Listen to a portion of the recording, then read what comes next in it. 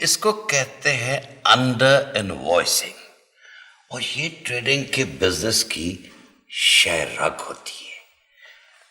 होता क्या है कि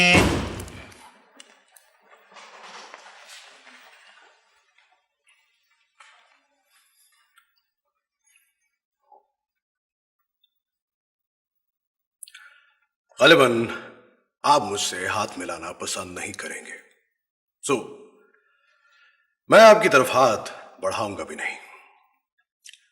मुझे अपनी बीवी ताबिंदा दिलावर अली खान की जायदाद की तफसील चाहिए।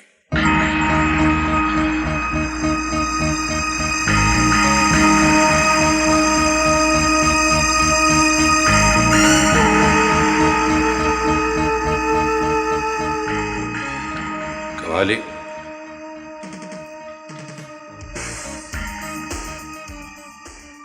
मैं आपसे कोई बात नहीं करना चाहता। तशरीफ ले जाइए आप यहां से। गुस्सा थूक दीजिए वहाब साहब।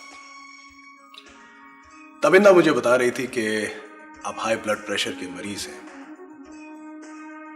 तो ये शौक मैंने भी पाल रखा है। हमारे लिए बेहतर फिजा में गुफ्तगू करना मुनासिब रहेगा। तुम यकीनन नवाल हो। जी।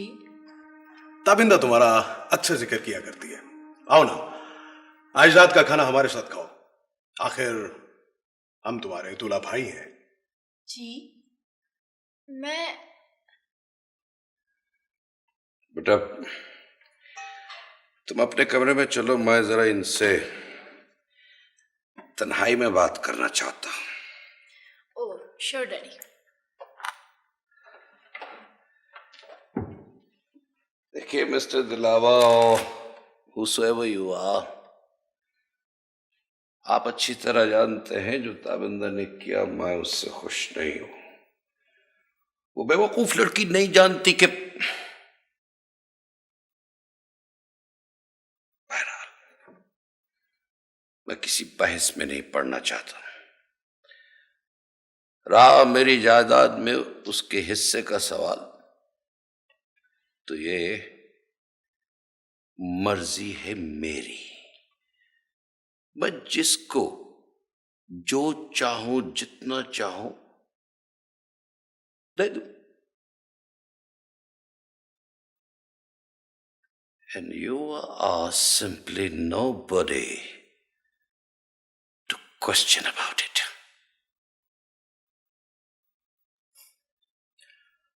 मैं आपसे बात करने आया हूं वहाब साहब, झगड़ा करने नहीं। झगड़े में हम लोग जुबान इस्तेमाल नहीं किया करते। तो आपने अपनी दानिस्त में धमकी दी है मुझे? आराम से वहाब साहब। अब चूंकि आपका और हमारा रिश्ता कुछ ऐसा बन गया है, हमें आप पर गुस्सा आता ही नहीं। ताबिंदा मेरी अब बीवी है, उसके राइट्स की हिफाजत मेरी जिम्मेदारी है। सो मैं अपनी जिम्मेदारी पूरी कर रहा हूं। मुझे अपनी बेटी से बात करने के लिए किसी तीसरे आदमी की कतई जरूरत नहीं। मैंने उसे जो कुछ देना था सो दे दिया, और उसके कागजात भी मैंने उसे भिजवा दिए हैं। That's about all. वही कागजात देख कर ही तो मैं आपके पास आया हूं। That is just peanuts. बहरहाल जो कुछ मैंने देना था दे दिया, और वो इतना ही है। Try to digest it if you can. और अब मैं आपको इससे ज्यादा वक्त नहीं दे सकता। मुझे एक मीटिंग पे जाना है। कोई बात नहीं वहाब साहब, इस मौजू पे फिर गुफ्तगू कर लेंगे।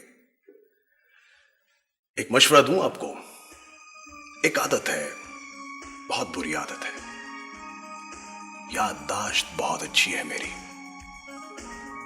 बातें भूलती नहीं मुझे, बड़ा तंग हूं अपनी इस आदत से।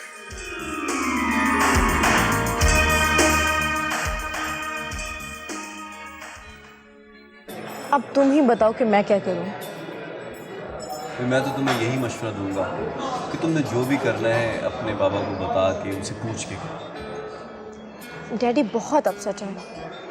मेरा ख्याल है कि ताबिंदा बज से बात करती हूँ, उन्हें समझाना ही चाहिए कि अपने मियाँ को। नवाल मेरी मानो तो इन फड्डों में ना पड़ो, ये बुजुर्गों के मसले हैं, उन्हें सुलझाने दो इन्हें। मेरी समझ में नहीं आता कि ताबिंदा बज को हो क्या गया है। अच्छी भली जिंदगी थी उनकी, लोग रश करते थे, सब कुछ उलट पलट कर दिया है उन्होंने।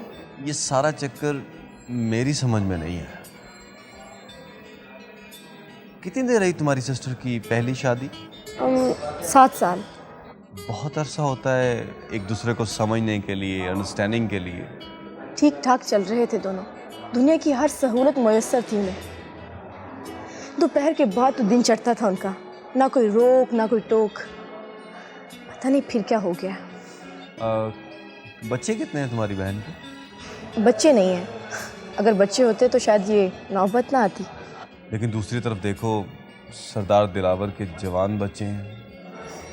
वैसे एक बात है, वो इतनी उम्र के लगते नहीं है, बहुत हैंडसम है, वेरी ग्रेसफुल। वाह वाह माशाल्लाह, कितने मिलते जुलते ख्यालात हैं तुम दोनों बहनों के। कि तुम इतने जेलस क्यों होते हो मर्द लोग, किसी की तारीफ बर्दाश्त ही नहीं कर सकते। अच्छा बाबा अच्छा, यूसुफ़े सानी है तुम्हारे नए दूल्हा चचा। आई एम सॉरी, तुम्हारे नए दूल्हा भाई। देखो प्लीज हंसाओ नहीं, मैं बहुत सीरियस हूँ। हाय कमर कमर कमर, कुछ मेरे भी तो पल्ले पड़े। ये सब क्या है? कुछ भी नहीं अब्बा जी, कुछ भी तो नहीं। मैंने सुना है तुमने ये तस्वीर 8 बाई 8 फुट बनवाने का आर्डर दिया हुआ है। दिया हुआ है, लेकिन खाली नवाल तो नहीं है इसमें, मैं भी खड़ा हूं उसके साथ। ओए तुम हो किस मार पर? तुम जानते नहीं वाब की तबीयत को। अब्बा जी खाम खा हवा बना के रखा हुआ है आपने उनका। आपने देखा नहीं कैसे सरदार दिलावर ने उनके गुब्बारे में से हवा निकाली? वो सरदार दिलावर या कमर उड़ना सांप है, अंदाजा करो, अपने से उसका मुकाबला कर रहा है। मैं तो किसी से भी मुकाबला शुकाबला नहीं कर रहा अब्बा जी। नवाल मुझे अच्छी लगती है और मेरा ख्याल है कि वो भी मुझे पसंद करती है। कमर कमर कमर क्यों पागल बन रहे हो? हमारा और उनकी क्लास का बहुत फर्क है। तुम मेरी उम्र भर की दोस्ती भी खत्म करवाओगे और बिजनेस का अलहदा नुकसान होगा। कुछ भी नहीं होगा अब्बा जी, कुछ भी नहीं होगा।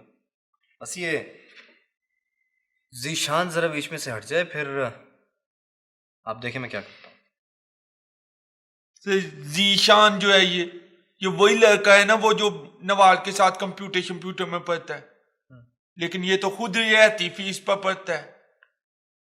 क्यों इसका और नवाल का कोई चक्कर शक्कर चल रहा है? नहीं, चक्कर तो कोई नहीं, हाँ दोस्ती बहुत है दोनों में। खैर कोई ना, कोई बंदोबस्त कर लूंगा मैं उसका। कमल, ये तुम आग से खेलने की कोशिश कर रहे हो। मैं तुमसे ज्यादा जानता हूं वह आपको। उसने हर चीज नवाल के नाम कर दी है। वो उसकी शादी किसी ऊंची जगह करेगा, अपने से भी ज्यादा अमीर फैमिली में। यही तो बात आपकी समझ में नहीं आ रही है अब्बा जी। असल मसला जो है वो नवाल का एतमाद हासिल करना है, वहाब साहब का नहीं। और एक दफा मैं उसका एतमाद हासिल करने में कामयाब हो जाऊं, फिर आप देखें वहाब साहब को कैसे मैं मोम करता हूं। और वो जो तुम्हारी माँ ने अपनी बहन की तरह वो तुम्हारी कर रखी है, वो क्या कहते हैं, वो ठीकरे की मंगनी। अंदाजा करो कितना गैर शादीशुदा किस्म का लफ्ज है। मैं उस पर यकीन नहीं रखता। तुम नहीं रखते ना यकीन? तुम्हारी माँ ने तो घर में क्यामत मचा देनी है जब उसे पता चलना है। कमर, तुम नहीं जानते अपनी माँ को, बड़ी सख्त बेइज्जती करती है। अब्बा जी, आप भी तो मुझे कोई दूध पीता वो बच्चा समझते हैं ना। आपके हिसाब से तो मैं जानता ही कुछ नहीं। यही सिखाया तुम्हें नई तहजीब ने? नहीं अब्बा जी, ये बात नहीं है। मेरा मतलब आप भी तो बिला वजह बहस करने लगते हैं ना। देखिए, हर चीज का एक रोशन पहलू होता है, एक तारीख पहलू होता है। आदमी को उस चीज के रोशन पहलू पे नजर रखनी चाहिए। मतलब आदमी को कोशिश तो करनी चाहिए ना। यार, कहते तो तुम ठीक हो, मगर कमर, मुझे वो आपसे बड़ा खौफ आता है। बेइज्जती करने में 1 मिनट नहीं लगाता। काम जरा मुश्किल है, लेकिन है अच्छा। मुश्किल काम करने में ही तो मजा आता है अब्बा जी। अंदाजा करो।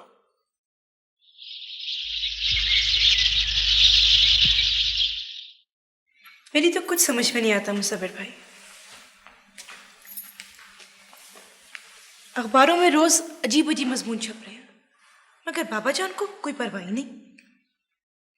ऊपर से ये ताबिंदा बेगम पता नहीं क्या समझती हैं अपने आप को। हाँ, मगर अब क्या किया जा सकता है। तुम्हें तो पता है कि बाबा साईं अपने मामलात में किसी की भी दखल अंदाजी पसंद नहीं करते। तुम क्यों सोचती रहती हो इस बारे में? सोचना तो पड़ता है ना, आखिर हमने भी इसी दुनिया में रहना है। चंद दिनों की बात है, सब ठीक हो जाएगा। और बाकी रही अखबारों की बातें, तो तुम उनसे घबराया ना।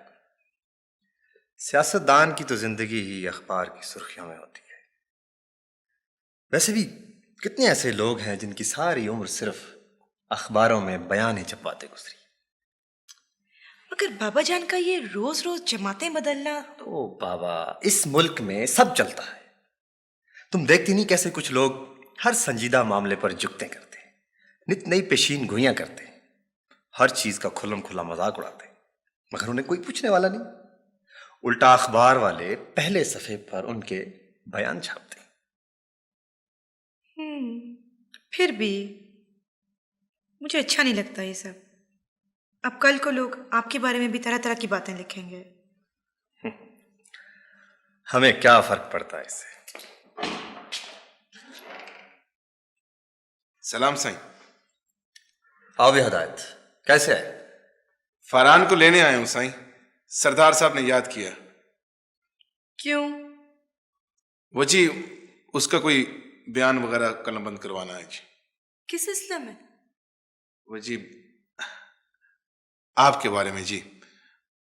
फरहान निकाल के लाया था ना जी उस दिन आपको वहां से। पुलिस वाले बुलवाए हैं सरदार साहब ने। ठीक है, लेकिन हिदायत, आइंदा तुम लोग उसे अपने कामों से दूर रखना। वो पढ़ने लिखने वाला लड़का है, उसे इस तरह के कामों में नहीं पढ़ना चाहिए। जी मैं तो खुद उसे कहता हूं, पर वो। ठीक है, वो पीछे अपने कमरे में होगा। जी हाँ सुनो, जी। बाबा जान से कहना उसे जरा जल्दी फारग करा दें, उसने पढ़ने भी जाना है। जी बेहतर जी। मुलाजमों को ज्यादा मुंह नहीं लगाना चाहिए मारिया। मैं देख रहा हूं कि ये लड़का फरहान, आप भी जरा ख्याल रखा करें उसका। वो बहुत मुख्तलिफ और समझदार किस्म का लड़का है। हिदायत वगैरह की सोबत उसके लिए अच्छी नहीं है। कमाल करती हो तुम भी। जो उसका काम है वही करना है ना उसने। तुम उसे ज्यादा लिफ्ट ना दिया करो। मुलाजिम को उसकी जगह पे ही रखना चाहिए। अजीब बातें कर रहे हैं मुसव्विर भाई। आपके लिए गधे और घोड़े में कोई फर्क ही नहीं है। वो गधा हो या घोड़ा, उसकी जगह अस्तबल है, घर नहीं।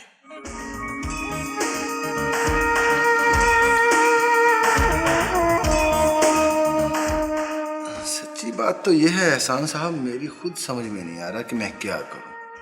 70,000 रुपये रिश्वत देकर मैंने ये नौकरी हासिल की थी। 50,000 रुपये मैंने सीट पर आने के दिए अब आप खुद ही सोचिए, 1,20,000 मेरा अपना खर्चा। सर खाली खुली तनख्वाह में तो आजकल एक हफ्ता नहीं चलता। मैं जानता हूँ, मुझे मालूम है, आखिर मैं यहीं रहता हूँ। मगर एक गलती का इलाज दूसरी गलती तो नहीं है अख्तर मियां। अब अगर हम अपनी मजबूरी का बदला दूसरे की मजबूरी से लेना शुरू कर दें तो ये मजबूरियां बढ़ती चली जाएंगी, खत्म तो नहीं होंगी। सर आपको पता है, ये जो हर महीने बिल आते हैं, पानी का, गैस का, सुई गैस वगैरह, टेलीफोन, बिजली, इनमें क्या होता है, कैसे बनते हैं ये सर? हाँ, बहुत ज्यादती है। इन बुनियादी सहूलतों की कीमतों में इस तरह इजाफा नहीं करना चाहिए हुकूमत को। माफी चाहता हूँ सर, मैं आपकी बात काट रहा हूँ। हुकूमत तो जो इजाफा करती है सो करती है, लेकिन हर बिल में उन तमाम लोगों को उन तमाम चोरियों की भी कीमत अदा करनी पड़ती है जो इन महकमों में दिन रात होती है। भाई, बिजली का मीटर हो या टेलीफोन का, गड़बड़ें तो होती रहती हैं, लेकिन मेरा ये तुम्हारा इस मसले का हिस्सा बन जाने से ये सिलसिला खत्म तो नहीं होगा। सर कम से कम हमारी हद तक तो खत्म हो जाएगा। सीधी बात है, इस हाथ दे इस हाथ ले। देखो अख्तर मियां, घर के कूड़े को किसी दूसरे के सहन में शिफ्ट करने के बजाय खत्म करना चाहिए। क्या अच्छा शेर है किसी का, हवा ही ऐसी चली है हर एक सोचता है, तमाम शहर चले एक मेरा घर ना जले। मगर ये होगा नहीं। ये आग वसाइल और शनाख्ती कार्ड देखने से नहीं फैलती, ये जो लगती है तो फिर लगती ही चली जाती। बात तो आपकी ठीक है सर, मगर मेरी समझ में तो कुछ नहीं। सर आइए। अस्सलाम वालेकुम। वालेकुम अस्सलाम। भाई कैसे हो? कैसे जी? बैठ बैठ। हाँ भाई, नौजवान कैसे हो? जी बेहतर हूँ, पहले से काफी बेहतर हूँ। बस यहाँ से गुजर रहा था, सोचा सलाम कर लूँ आपको। अच्छा किया तुमने, मैं भी बहुत दिनों से सोच रहा था कि तुमसे मुलाकात नहीं हुई। रशीद, चाय बना कर दो साहब। लेके आए जी। अरे नहीं, बहुत चाय पी ली है एहसान साहब सुबह से। ये एक चीज दिखानी थी तुम्हें, ये देखो। इस आदमी को पहचानते हो तुम?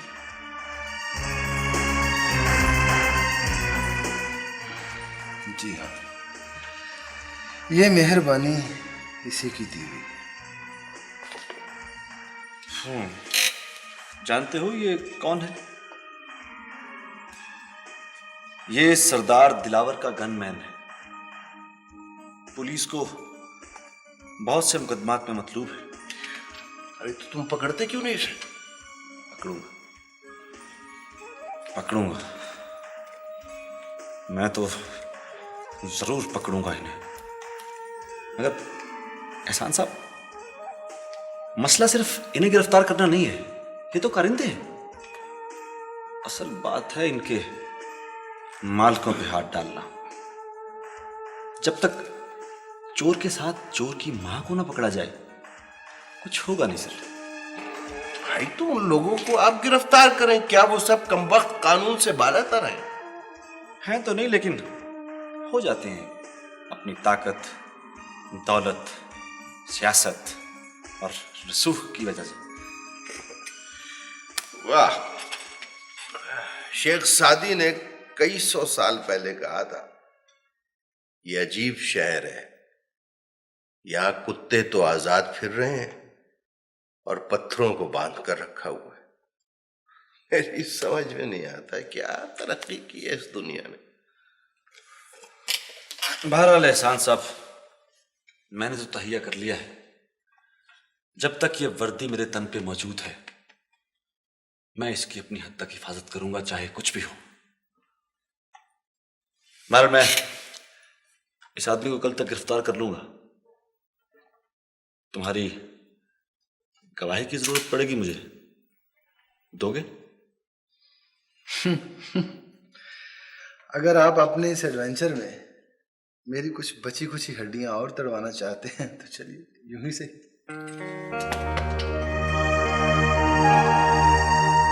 तो वो आदमी एहसान अली तुम्हारा वालिद है। बहुत खूब। बहुत अच्छा हुआ साईं कि पता चल गया। मैं तो सारा इंतजाम कर चुका था।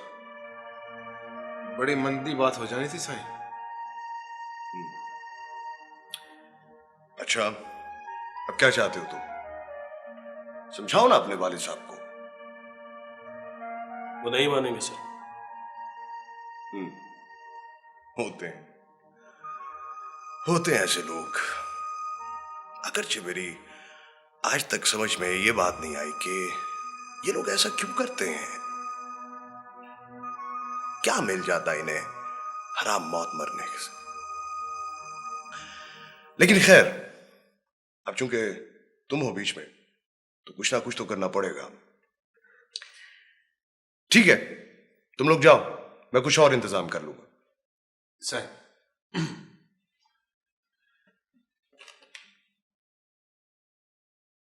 सही, वो एक अर्ज करनी थी। बोलो। सही, एक पुलिस वाला कुछ तंग कर रहा है। उसके मातहत ने सही जो आपका नमकखार है, उसने मुझे बताया कि वो मुझे गिरफ्तार करने वाला है। सही क्यों? वो सही, वो प्लाट का कोई शायद चक्कर लगता है। वो एक लड़के की कुछ मरम्मत की थी ना। सही, ठीक है, तुम ऐसा करो कि कुछ दिन कोठी में ही रहो, बाहर न जाना। क्या नाम है उस इंस्पेक्टर का?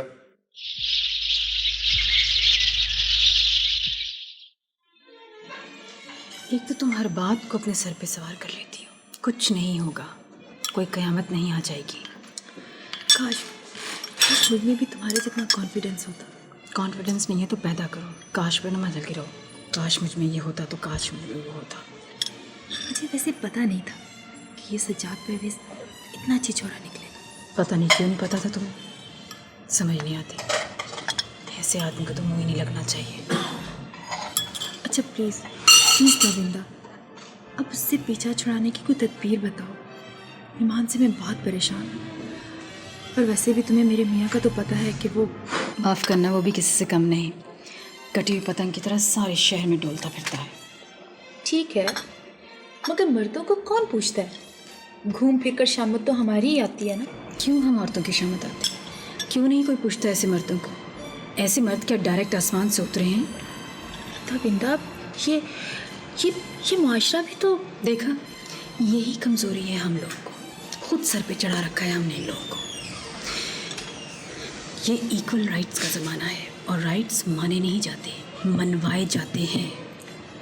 देखो बाबा, अब तुम जैसी हिम्मत तो है नहीं हम में। हमें तो डाइवोर्स के ख्याल से भी खौफ आता है। और फिर तुम तो मेरी फैमिली को जानती हो, एक से एक हलाकू खान है। देखो, मैंने जो कुछ किया मेरा कॉन्शियस क्लियर था। मैं जानती हूँ मुझे ज़िंदा रहने की एक ज़िंदगी मिली है और अपनी मर्ज़ी से जीना चाहती हूँ। मुझे मोहब्बत और गर्मजोशी चाहिए थी और ये चीज़ें तुम्हारी मुश्ताक भाई की केमिस्ट्री में नहीं है। वो मुझसे मेरे बारे में क्या, कभी अपने बारे में भी बात नहीं करते थे। And I just hate to be a miss nobody. देखो, मुझे ज़िंदगी का एक साथी चाहिए, ट्रेन का हमसफ़र नहीं। चलो मान लिया, लेकिन ये सरदार दिलावर, मेरा मतलब है कि उनके बारे में भी। देखो, मैं उनके फ्यूडल बैकग्राउंड, सियासत, शादियाँ, बच्चों, इनसे कोई वास्ता नहीं। मैं तो सिर्फ इतना जानती हूँ, वो मेरे दीवाने हैं। That's enough. चलें बेटा।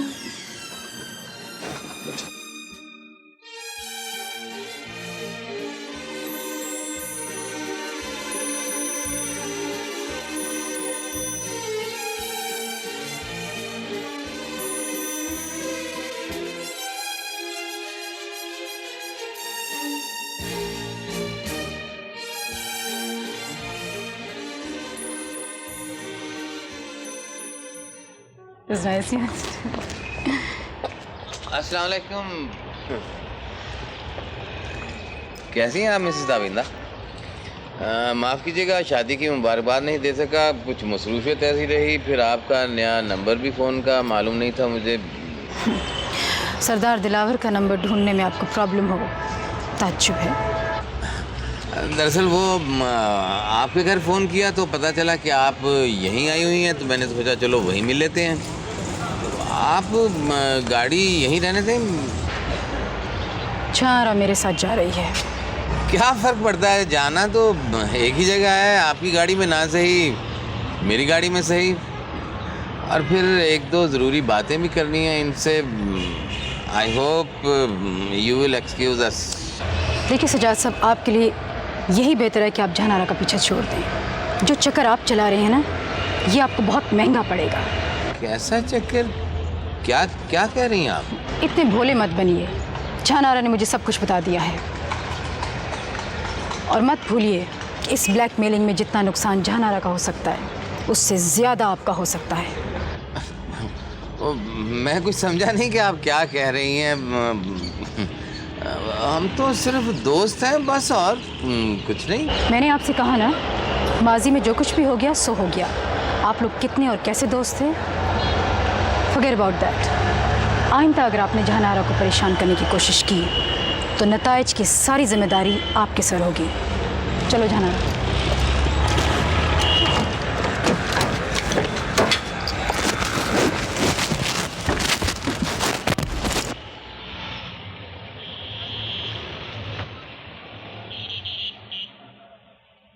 भाई बदरुद्दीन, तुम्हारा ये बरखुरदार कमर सलमा हो तो बहुत काम का आदमी।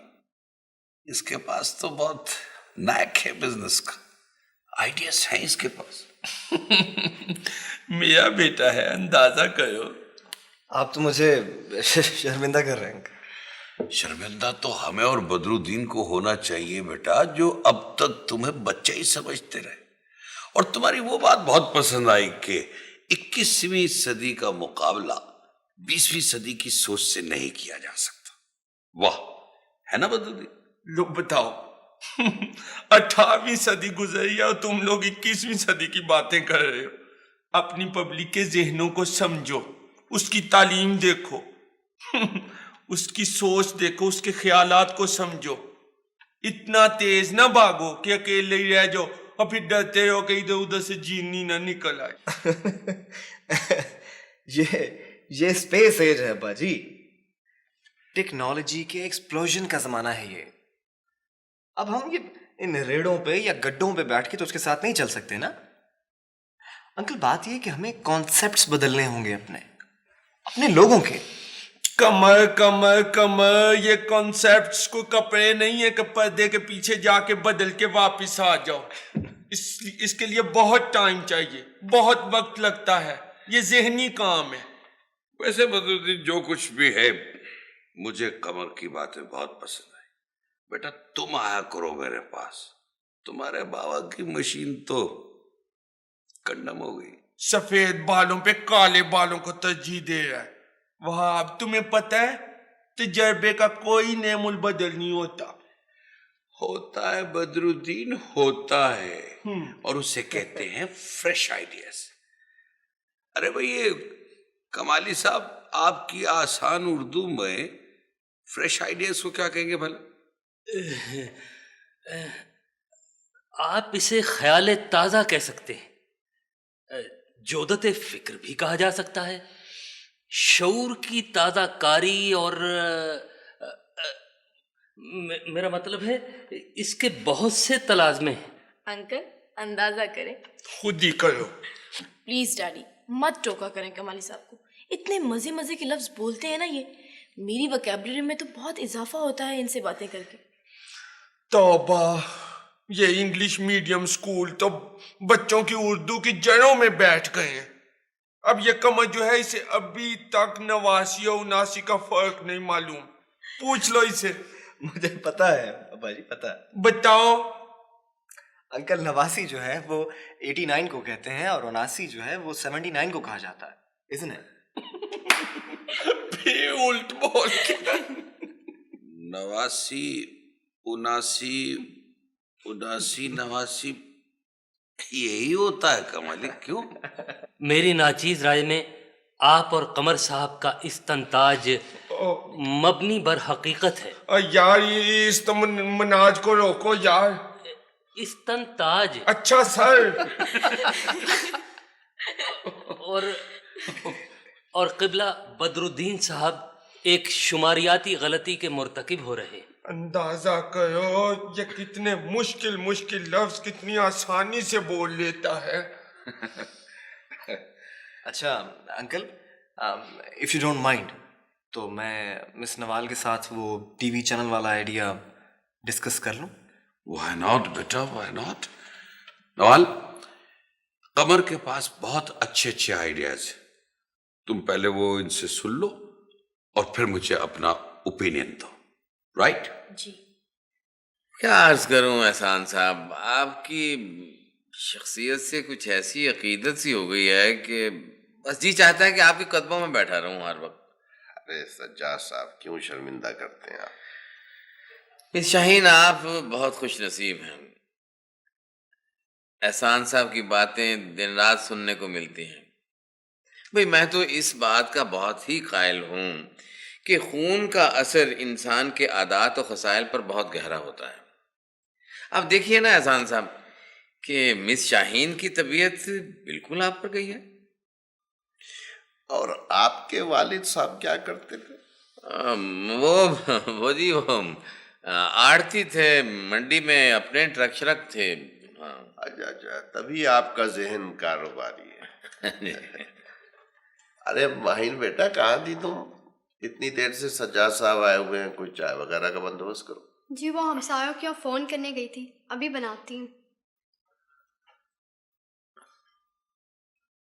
हाँ, चाय वगैरह बनाओ साहब, चाय अभी बहुत अच्छी आती है। तो एहसान साहब, फिर मैं तवक्को रखूं कि जुमेरात को आप गरीब खाने पर तशरीफ ला रहे हैं?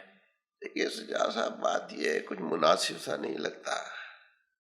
अगर बाकी स्कूल के लोगों को भी आपने बुलाया होता तो ठीक था, खास तौर पर हम लोगों को बुलाना कुछ मेरी समझ में नहीं आया। देखिए, मेरा इकलौता बच्चा पास हुआ है और मैं समझता हूँ कि ये सारा क्रेडिट मिस शाहीन को जाता है और उसकी ख्वाहिश है कि अब्बा जान ठीक कह रहे हैं। शमशाद अभी छोटा है, बच्चा है, उसकी पास होने की खुशी में इनाम वगैरह तो समझ में आता है, लेकिन इस तरह ये दावत वगैरह कुछ समझ में नहीं आती। चलिए दावत ना सही, एक कप चाय का ही पी लें आकर। आप लोगों के आने से मेरे गरीब खाने पर जरा रौनक सी आ जाएगी। अस्सलाम वालेकुम। वालेकुम सलाम साहिब मियाँ। भाई ये है सज्जाद साहब।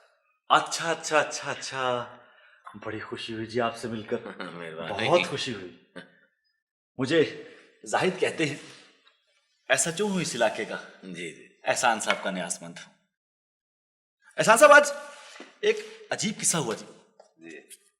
थाने में एक फोन आया, कोई खातून बोल रही थी। उन्होंने बताया कि कोई शख्स उनको बहुत दिनों से तंग कर रहा है। अच्छा। कभी घर पे फोन करता है, कभी ऑफिस में कोई ना कोई बहाना निकालकर मिलने की भी कोशिश करता है। खासी उम्र का बिजनेसमैन है, शादीशुदा है, बाल बच्चों वाला है, मगर हरकतें छिछोरे लड़कों जैसी करता है। मैंने कहा, बीबी अगर आपको पसंद नहीं है तो आप इनकार कर दीजिए, मना कर दीजिए मिलने से। अगर फिर भी बाज ना आए तो अपने किसी बुजुर्ग रिश्तेदार से कहिए कि बात करें उससे, समझाए उसे। जमाना ही कुछ अजीब सा ही आ गया है। हाँ, बस ऐसा ही, बड़े घटिया लोग पैदा हो गए हैं जनाब। हाँ, मैंने वैसे अता पता ले लिया उसका, लगा दिया है कि इंस्पेक्टर को इंक्वायरी पे। वैसे मेरा ख्याल है कि इस तरह की छिछोरी हरकतें, इस तरह की बेगैरती नौ दौलती करते हैं। सही कहा तुमने जाहिद मियाँ, दौलत का पहला हमला शर्मो हया पर ही होता है।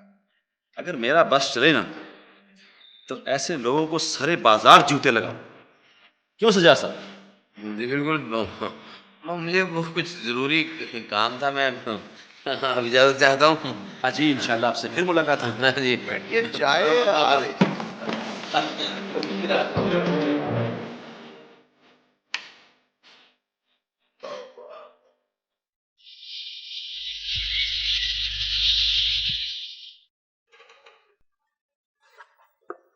आपने बुलाया मुझे? हाँ, कहाँ गायब हो जाते हो तुम? 2-2 दिन तुम्हारी शक्ल ही नजर नहीं आती। यही होता हूँ जी, बस शाम को पढ़ने के लिए जाता हूँ। पढ़ाई कैसी चल रही है तुम्हारी? ठीक चल रही है जी, हुक्म की तामील कर रहा हूँ बस। ये तुम इतनी ऑफिशियल लैंग्वेज क्यों इस्तेमाल कर रहे हो? हुक्म, तामील, क्या फजूल बातें हैं ये सब। बैठो। जी शुक्र है, आपके बराबर बैठना मेरे लिए मुनासिब नहीं होगा। क्यों?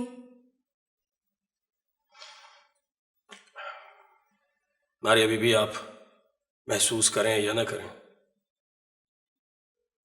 जो फर्क है सो है। What rubbish. इंसान इंसान होते हैं और बस। मैं जब तक सरदार मुसव्विर का नौकर हूं, उनके अहकामात की तामील करना मेरा फर्ज है। मैं जो कह रही हूं तुम्हें, बैठो।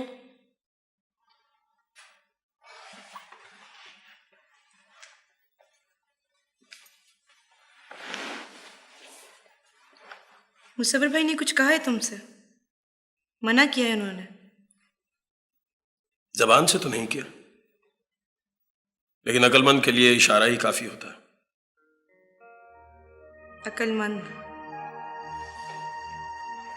अगर तुम इतने ही अक्लमंद होते तो कोई बेहतर मुस्तकबिल इख्तियार करते।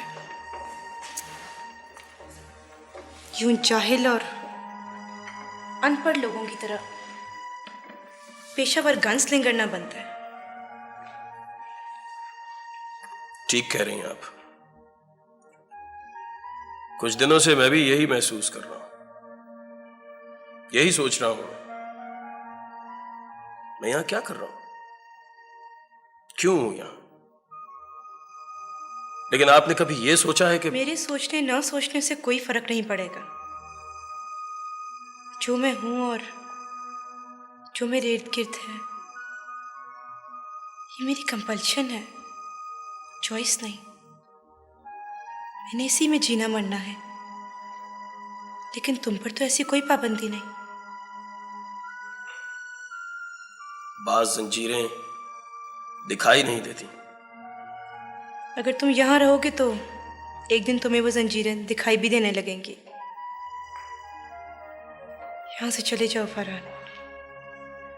यहां सोचने वाले आदमी के लिए कोई जगह नहीं है। यहां से बाहर दुनिया मुश्किल तो है, नामुमकिन नहीं है। ये आप कह रही? आप ही ने तो कहा था उस कि वक्त मैं तुम्हें जानती नहीं थी, और जो कुछ मैंने कहा था वो इंसानी हमदर्दी के नाते कहा था। मगर अब मैं महसूस करती हूँ कि तुम और तुम्हारी सलामती मेरे लिए मैटर करते हैं, और ये कोई अच्छी निशानी नहीं है।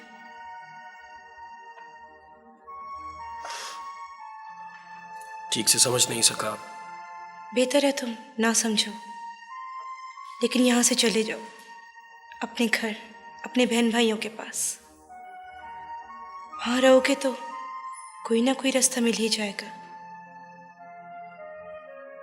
यहाँ तो चारों तरफ दलदल है, जमीन को पाँव छूते ही नहीं।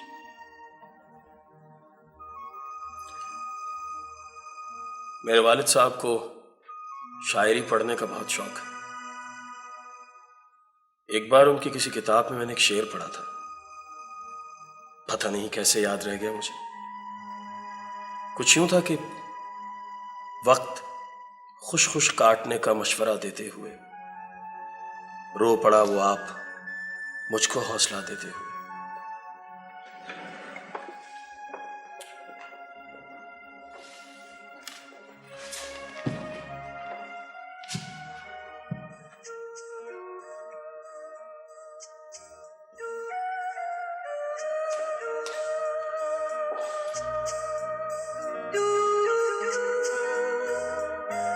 तुम मुझे पागल कर दोगे जिशान। वो कैसे? ये हर बात में इज्जत नफ्स को कहाँ से ले आते हो? जहर लगता है मुझे। ओहो नवाल, तुम्हें तो नाराज होने का बहाना चाहिए। मेरी बात समझने की कोशिश करो। ट्राई टू अंडरस्टैंड मी।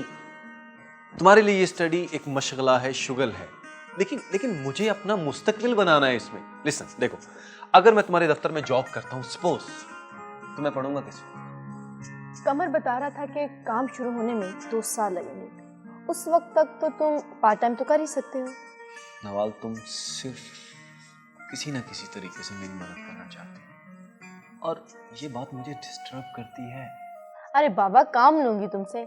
हाँ, कमर बता रहा था कि बाय द वे, आज तुम कमर को कुछ बहुत कोट कर रही हो। I am getting jealous. सच? फिर तो मैं 100 बार उसका नाम लूंगी। मिस्टर कमर, जनाब कमर, कमरुद्दीन, उफ कमर, वर्ल्ड बदरुद्दीन। नवाल, तुम मेरे हास्य से मरवा दोगी। अच्छा, अंदाजा करो। पापा से कहना गुस्सा थूक दें, मैं उन्हें नाराज नहीं करना चाहती। तो और कैसे नाराज करते हैं बाजी? मेरी तो समझ में नहीं आता कि तुम अभी छोटी हो मेरी जान, बड़ी हो जाओगी ना तो ये सारी बातें तुम्हारी समझ में आ जाएंगी। वैसे भी तुम्हारे सामने अभी कोई प्रॉपर पर्सपेक्टिव्स भी तो नहीं है। माफ कीजिएगा, अब मैं इतनी भी बच्ची नहीं हूँ।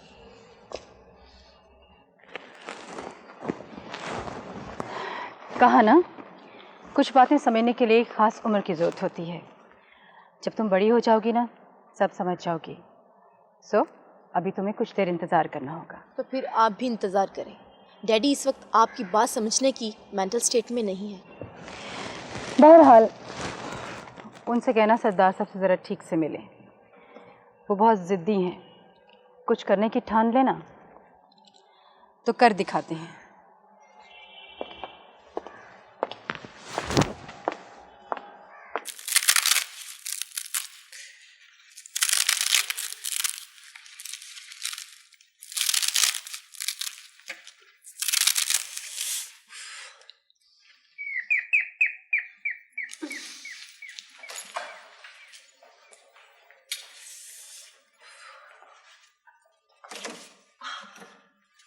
अस्सलाम वालेकुम। वालेकुम सलाम। जी, वो एहसान साहब नहीं है घर पे? जी है, वो लेटे भी, उनकी तबीयत कुछ ठीक नहीं है। अच्छा, मैं फिर आ जाऊंगा किसी वक्त। मेरा सलाम कहिएगा। नहीं नहीं, आप प्लीज बैठिए, बैठिए प्लीज। आइए।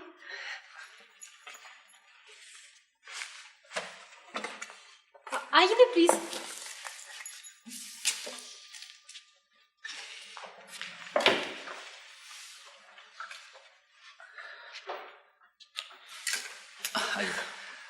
बैठिए प्लीज। जी शुक्रिया। वो आपने सज्जाद साहब का क्या किया? जी, वो उसका बंदोबस्त कर दिया मुकम्मल मैंने। अब वो आपके साए से भी दूर रहेगा। वो कैसे? इसे छोड़िए आप। हमारे पास कुछ खास गुर होते हैं ऐसे आदमी से निपटने के लिए। वैसे आपने उसके साथ उस दिन की बहुत बुरी। वो जो आदमी है ना, वो इससे भी ज्यादा डिजर्व करता है। अस्सलाम वालेकुम। अरे जाहिद मियाँ, वालेकुम अस्सलाम। कैसे हैं आप? जी ठीक हूँ जी। कब आए? जी मैं अभी आया। पता चला आप सो रहे हैं और शायद तबीयत भी ठीक नहीं है आपकी, इसलिए जा रहा था। हाँ। अब कैसे हैं आप? ठीक हूँ, बस कुछ मामूली सा नजला जुकाम हो गया, कमर में कुछ दर्द भी है। खैर ठीक हो जाएगा। ये बताओ, वो लोग पकड़े गए? जी वो दरअसल मैं वही बताने हाजिर हुआ था। मेरी ट्रांसफर हो गई। कहाँ? क्यों? फिलहाल तो हेडक्वार्टर में लगाया है। क्यों का जवाब बड़ा सीधा है। ये सब कुछ सरदार दिलावर के इशारे पे हुआ है। सुना है उसने खुद बात की है ऊपर बड़े साहब से। तुम तो कहते थे तुम्हारा बड़ा साहब बहुत दयानतदार और बाउसूल आदमी है। दयानतदार और बाउसूल है, मगर जितना बड़ा अफसर होता है उस पर दबाव भी उतना ही ज्यादा होता है। लेकिन एहसान साहब, मैं भी छोड़ूंगा नहीं। जब भी मौका मिला हाथ जरूर डालूंगा सरदार दिलावर खान पे।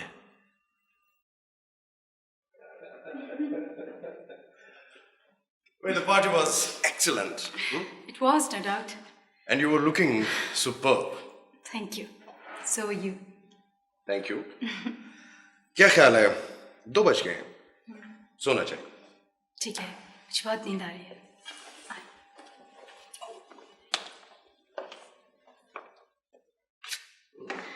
वैसे एक बात है, इस मौसम में बारबेक्यू का idea is fantastic. It is. ये कौन है?